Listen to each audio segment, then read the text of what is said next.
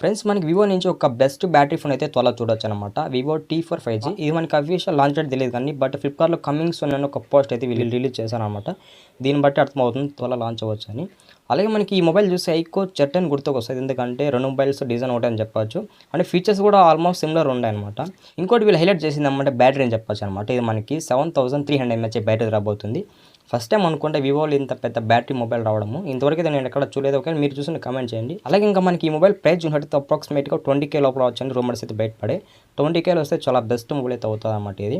అలాగే మనకి Vivo T సిరీస్లో ఫస్ట్ టైం ఇది మనకి క్వాడ్ కోర్ డిస్ప్లే రాబోతుంది అనమాట. ఇది కూడా బెస్ట్ ప్లేస్మెంట్ అని చెప్పొచ్చు ఈ సిరీస్లో. Welcome back to our channel Dwaraka tech Telugu.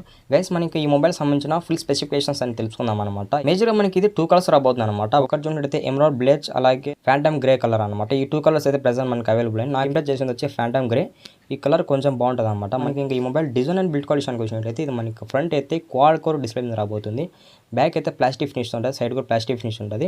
ఇది మనకి డ్యూయల్ స్టోరేజ్ స్పీకర్స్ మీద రాబోతుంది అనమాట. 3.5 అడ్వాన్స్ అయితే సపోర్ట్ చేయదు. అలాగే ఇది మనకి ఇన్ డిస్ప్లే ఫిల్మ్ మీద రాబోతుంది. మనకి IP64 వాటర్ రేటింగ్ సపోర్ట్ ఉంది అనమాట. అంటే ఫుల్లీ వాటర్ రేషన్ కాదు, చిన్న చిన్న డ్రాప్స్కి అయితే సర్వే అవ్వగలదని చెప్పవచ్చు. అలాగే డస్ట్ ప్రూఫ్ అనమాట.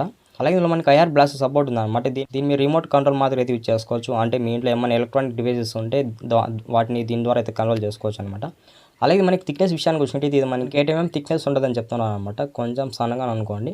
అలాగే మన వెయిట్ విషయానికి వచ్చినట్టు అప్రాక్సిమేట్గా 199 గ్రామ్స్ అయితే చెప్తున్నారు. చాలా లైట్ వెయిట్ అనుకోండి, పట్టుకునే ఫీలింగ్ కూడా ఎక్కడ ఉండదు. డిజైన్ విషయానికి వచ్చినట్టయితే బెటర్ అని చెప్పొచ్చు. ఇప్పటికి చాలా వరకు అయితే ఇంప్రూవ్ అయింది. డిస్ప్లే విషయానికి వచ్చినట్టు ఇది 67 inches quad code AMOLED display రాబోతుంది అనమాట. ఈ 120 Hz అయితే రిఫ్రెష్ పెట్టారని చెప్పొచ్చు. అలాగే ఇందులో మనకి 5000 nits అయితే పీక్ బెంట్ వస్తుంది అనమాట. చాలా హైయెస్ట్ బ్రైట్నెస్ అని చెప్పొచ్చు. అంటే ఓవర్ బ్రైట్నెస్ అనమాట. మనకి అవుట్డోర్లో చాలా బెటర్ బ్రైట్నెస్ చూడొచ్చు మీకు. మనకి ఎల్మో సపోర్ట్ ఉంది, అమెజాన్ ప్రైమ్ వీడియో, నెట్ఫ్లిక్స్ ఇవన్నీ కూడా మనము హెచ్డిఆర్లో మనం ఎక్స్పీరియన్స్ అయితే పొందొచ్చు అనమాట. మేజర్గా వీళ్ళు డిస్ప్లే రిలేటెడ్ ఒక పోస్ట్ అయితే వీళ్ళు హైలైట్ చేశారని చెప్పొచ్చు. ఇక్కడ మనకి టర్బో డిస్ప్లే అని చెప్తున్నారు అనమాట. టర్బో డిస్ప్లే అంటే చాలా బెటర్ ఉంటుంది మనకి. అంటే మనకి విజువల్స్ కూడా చాలా ఇంప్రెసివ్గా ఉంటాయి అండ్ మనకి ఫుల్ క్వాలిటీలో చూడొచ్చు అనమాట. మన ప్రాసెసర్ విషయానికి వచ్చినట్టు ఈసారి మనకి ఇక్కడ స్నాప్డ్రాగన్ అయితే యూజ్ చేస్తారనమాట. స్నాప్డ్రాగన్ 7 Gen 3 ప్రాసెసర్ మీద రాబోతుంది. ఈ 4 nm బిల్డింగ్ ప్రాసెసర్ అనమాట. ఇది మనకి ఆంటిట్యూడ్ స్కోర్ అప్రాక్సిమేట్గా 8 lakh అబౌవ్ ఉందని చెప్పొచ్చు. చాలా బెటర్ స్కోరు.